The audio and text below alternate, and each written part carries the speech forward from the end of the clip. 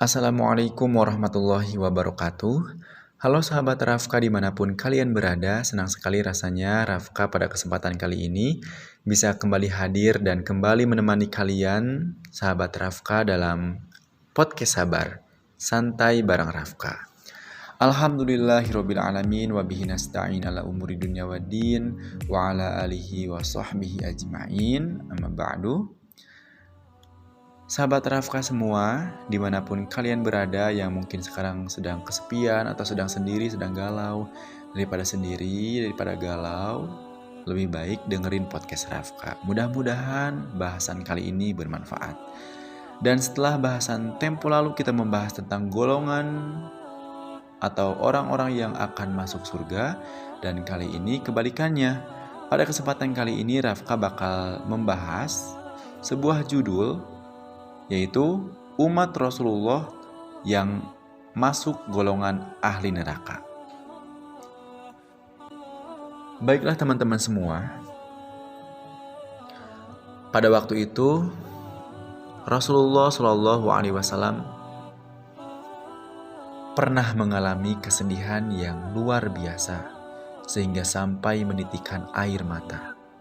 Rasulullah SAW sedih apabila nanti ada dari umatnya yang termasuk kepada golongan ahli neraka. Karena neraka memiliki 7 buah pintu yang masing-masing disediakan dan masing-masing disesuaikan dengan amal ibadah orang-orangnya. Nabi Muhammad SAW suatu ketika didatangi oleh malaikat Jibril yang akan menurunkan wahyu, yang akan memberikan wahyu dari Allah Subhanahu wa taala mengenai neraka dan pintu-pintunya. Dan Rasulullah SAW kemudian pada waktu itu meminta malaikat Jibril untuk menyebutkan golongan umat yang kelak akan melewati pintu-pintu itu. Wahai Jibril, siapakah yang akan menempati pintu pertama? Tanya Rasulullah SAW pada malaikat Jibril. Pintu pertama dinamakan Hawiyah, yang diperuntukkan bagi kaum munafik dan kafir. Jawab malaikat Jibril. Kemudian Rasulullah SAW sangat sedih. Lalu siapakah yang akan melewati pintu kedua? Tanya Rasulullah kembali. Pintu kedua dinamakan Jahim, yaitu pintu yang diperuntukkan bagi kaum musyrikin. Jawab malaikat Jibril. Bagaimana dengan pintu ketiga? Tanya Rasulullah kembali pada malaikat Jibril.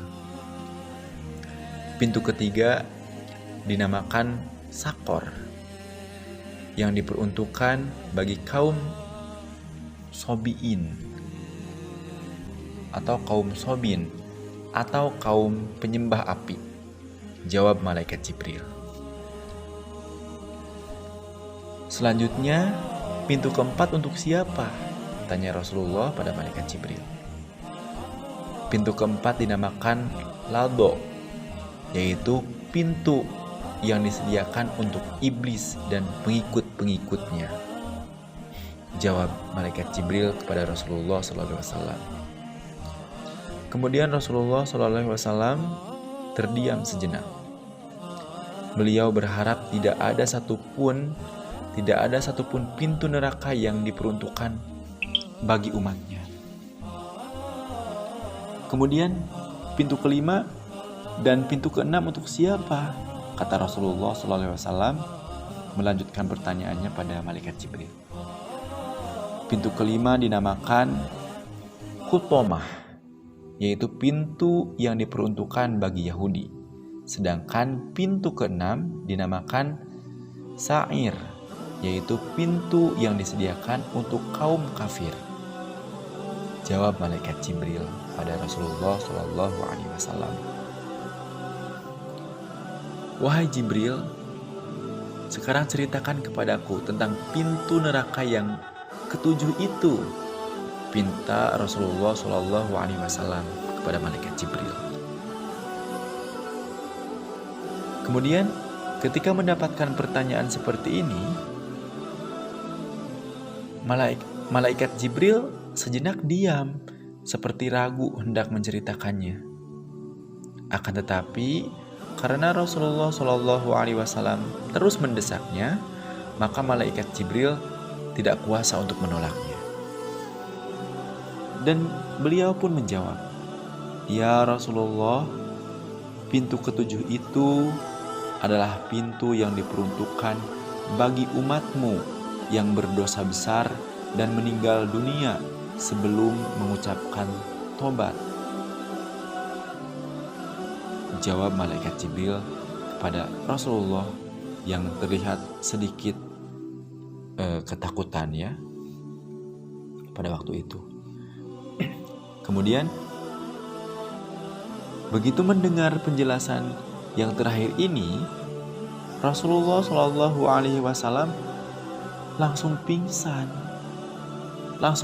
Beliau seketika langsung pingsan pada saat itu juga. Dan beliau tak menyangka bahwa umatnya pun disediakan tempat di neraka. Beliau tentunya sangat sedih.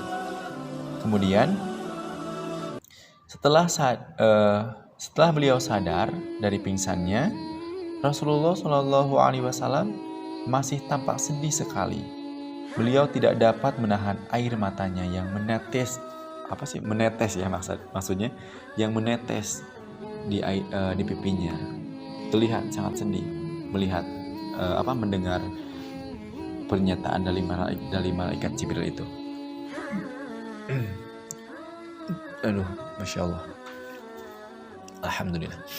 Lanjut. Kemudian ketika Rasulullah terus sedih ketika mendengar penjelasan malaikat Jibril, karena sungguh Nabi dan Rasul yang sangat peduli terhadap umatnya.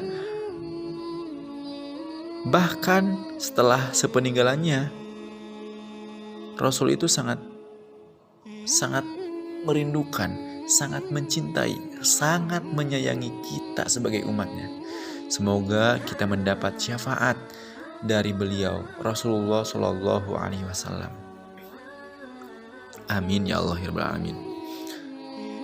"Wahai Jibril, aku sangat sedih," kata Rasulullah.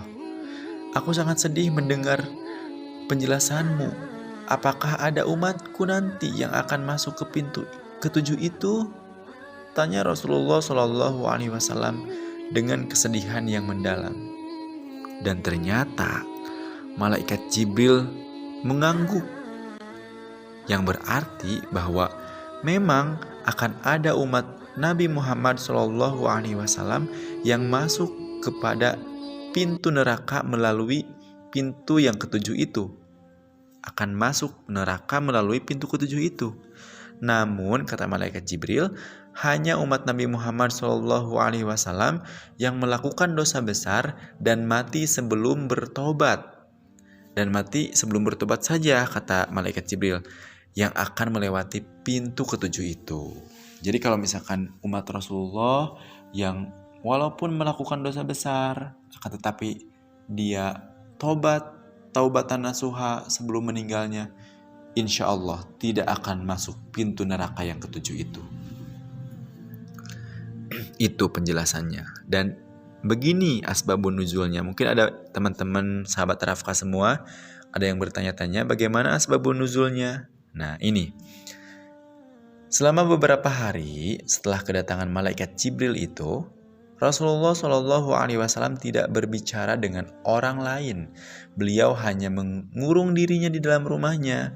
Beliau hanya keluar rumah kalau ke masjid saja ketika tiba waktu sholat. Dan setelah sholat, beliau kembali lagi mengurung diri atau diam diri di rumahnya. Dan para sahabat melihatnya pun juga turut sedih dan meneteskan air mata. Mereka kemudian berkunjung ke rumah Rasulullah SAW dan menanyakan perihal perasaan sedih yang dialami oleh Rasulullah SAW itu. "Ya Rasulullah, mengapa engkau tampak sangat sedih sekali?" tanya salah seorang sahabat pada Rasulullah.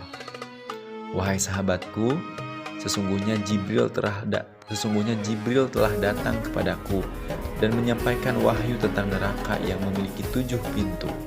Ujar Rasulullah SAW pada sahabat. Ya Rasulullah, adakah salah satu pintu itu untuk kami semua? Tanya sahabat. Dan dengan menitikkan air mata, Rasulullah SAW menganggukkan kepala dan berkata, salah satu pintu itu diperuntukkan bagi umatku yang melakukan dosa besar dan mati sebelum bertobat kepada Allah Subhanahu wa Ta'ala. Jawab Rasulullah kepada para sahabat. Setelah sejenak terdiam, Rasulullah SAW melanjutkan penuturannya itu. Oleh karena itu, janganlah sekali-kali terpengaruh oleh tipu daya iblis, karena ia adalah musuh yang nyata dan akan menjerumuskan ke neraka. Lanjut Rasulullah SAW kepada para sahabatnya itu. Dan kisah ini, teman-teman, sahabat Rafqa semua, kisah ini yang merupakan asbabun nuzul atau sebab turunnya ayat Al-Quran, Quran surah Al-Hijr ayat 14. Allah berfirman yang artinya, Jahanam itu mempunyai 7 pintu.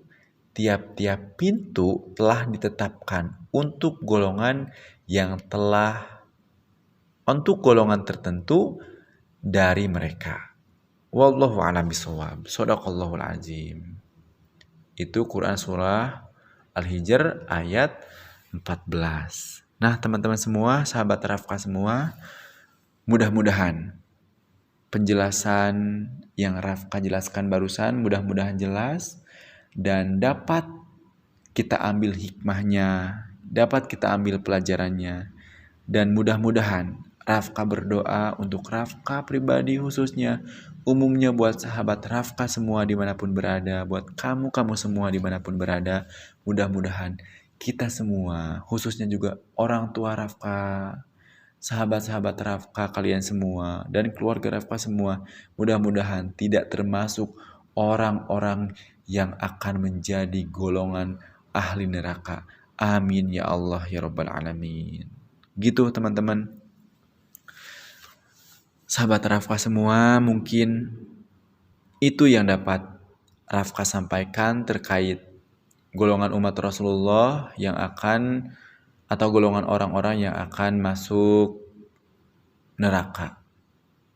Mudah-mudahan kita tidak. Ya, amin. Terima kasih, mohon maaf apabila banyak sekali kekurangannya, entah itu dari pengucapan, entah itu dari sopan santun, intonasi, gaya bahasa, dan lain sebagainya. Mohon dimaafkan, karena ini masih belajar. Mohon dimaafkan ya teman-teman semua, sahabat Rafqa semua dimanapun kalian berada. Rafqa juga berdoa pada Allah, mudah-mudahan kalian semua sahabat Rafqa selalu dilindungi oleh Allah dan ada dalam kebahagiaan yang diberikan oleh Allah Subhanahu wa Ta'ala. Amin. Mungkin cukup sekian, dan jangan lupa untuk selalu dengerin podcast Rafqa di Sabar Santai bareng Rafqa ya. Terima kasih. Selamat jumpa kembali nanti di next episode. Dan untuk episode kali ini dicukupkan sekian. Kurang dan lebihnya mohon maaf. Billahi taufiq wal hidayah. Waridha wal inayah. Wassalamualaikum warahmatullahi wabarakatuh.